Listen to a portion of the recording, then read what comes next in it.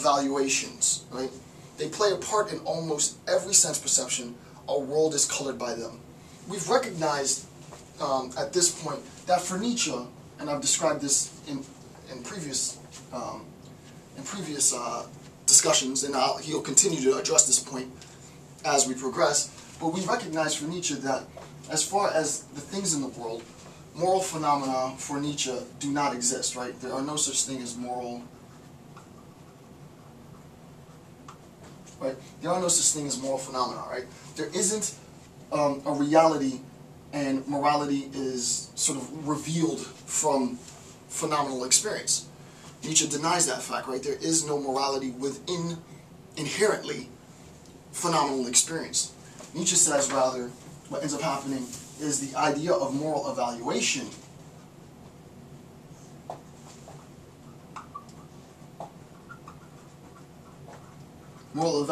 is applied to the acts in the world. And the example that he gives, what's the difference between a gesture, a grab of a knife, a plunge of the arm, a thrust of the arm, so on. There is no right or wrong action. There is no good and bad in the act itself. An act in and of itself is devoid of moral phenomena. And what we do is we misconstrue the nature of acts in the world, the nature of events in the world, as being primordially, inherently, morally buttressed, fortified by sort of conceptions of morality. And Nietzsche says that's false. What we do is we apply moral evaluations to the act, right?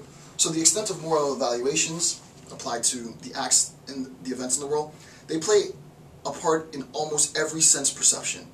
Our world is colored by them, right? So that we, insofar as we experience, sense perceptions obviously are directed towards the perceiver.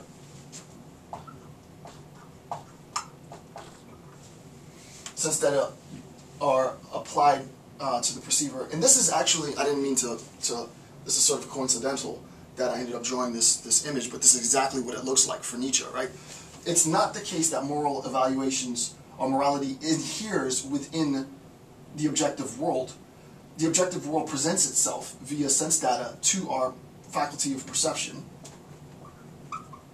F-A-C-U-L. Faculty of sensibility, I guess. I'll just put perception. Faculty of P-E. Right? It presents our sense data, presents itself to our faculty of perception. We internalize that, and then we make moral evaluations based on what we've perceived. This is the correct flow for Nietzsche, right? And I agree with him, right? That you see an event in the world, you see someone take a knife and stab someone else as just the interpretation, or the reception, it's not even interpretation, the reception of sense data. That sense data is understood and made sense of, and then we ascribe a moral evaluation to what it is that we just witnessed, right? Rather than it being, so this would be correct, rather than it being within the sense data, there is moral phenomena that is directed toward the mind of the perceiver. Nietzsche's like, how ridiculous is that, right? Morality does not inhere within acts in the world as such. Morality is attributed, imposed, if you will, to the sense data, the facts of the matter, and we try to make sense of our world via that interpretation. So in 2a, hopefully that makes sense, and I think that image depicts that clearly. In 2a, I want to read this citation. Quote, "There are no moral phenomena," right? There is only moral interpretation of these phenomena, right? There are, I erased it, but there are no moral phenomena in the world. There isn't any sense in which phenomena serve as a repository independent to human perception of moral actions. There is no morality, right? There is no morality within the objective world. Morality is applied to the objective world. And what we'll see later, I don't want to jump ahead, but I have to give you some insight, and this is actually pretty profound. What we'll see later is that morality is applied to the objective world in a meaning-giving activity. It is the method in which we make sense of our existence, right? Morality will invariably, which I think is a genius move because very few people make this sort of conceptual link, morality is tied to epistemology in that sense, how we come to understand our role, our function in the world, how we come to acquire and amass knowledge of the world, is, in a sense, filtered through a moral lens, right? It's filtered through a moral lens. So morality plays more than, when it's done properly, we need a lot more concepts to get to this point. But and I probably jumped ahead a little too much, but morality becomes the vehicle in which we make sense of just this continuous barrage of sense data, right? Why is it that the sense data that I'm receiving now, just sort of static objects in my office, doesn't evoke the same feeling, the same moral demand, if you will, obligation for me to act that, let's say, my witnessing a woman being beaten might, or a child being beaten might, right? Sense data is being projected towards my faculty of perception by both phenomena, and Nietzsche is saying there is no morality in the ornaments in my office, and there is no morality in a woman being slapped. It is after the reception of the sense data, the evaluation of this data, and then the ultimate sort of imposition, if you will, to be sort of really terse and really sort of, matter of fact about the situation, the imposition of moral claims into the external world.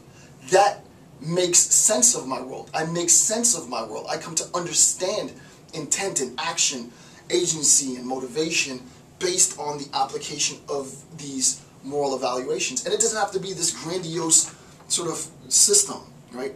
Just ought, should, must. These ideas color my world. But we're going to need quite a bit more theory before we fully flesh that out. But I just wanted to give you a little taste of just how absolutely profound this is going to get, coupled with the fact that he incorporates sort of the will to power really formalized much, much later. So this interpretation itself is an extra moral origin, right? So there is no moral phenomena, right? He says that there's no moral phenomena which inheres within the object, right? He denies that claim, right? No moral phenomena inheres within the object. What happens is the perceiver applies moral evaluations to the external world, and that, as I said later, we'll use that idea to launch into a discussion of like a really clear analysis of a will to power in a more theoretically complex nature, but I'm not going to do that now. The extent of moral evaluations, this is continuing in 2A on page 46, the extent of moral evaluations, they play a part in almost every sense impression. Our world is, again, colored by them, and I talked about that. All right, to be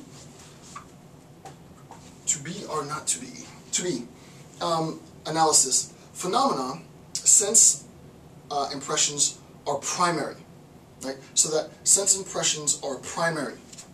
Interpretations, evaluations are secondary, right? So this would be primary. This would be primary. And this would be secondary.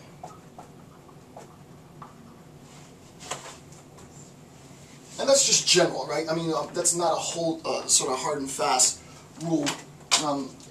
The act of interpretation and process, this all happens in one amorphous, continuous, extended sort of duration in the thing that we call living, in the thing that we call life. Life is really at its base this process, repeated continuously, with the exception of sleep. But even in sleep there is, as we've seen in the semiotics lecture, sort of the function of the ordinaric rebus in us making sense of even a dream state, right, reflects back to our wake state. But that being said, sense data presents itself to the faculty perception of the perceiver, primary, after which case moral evaluations are applied to the events in the world. Pretty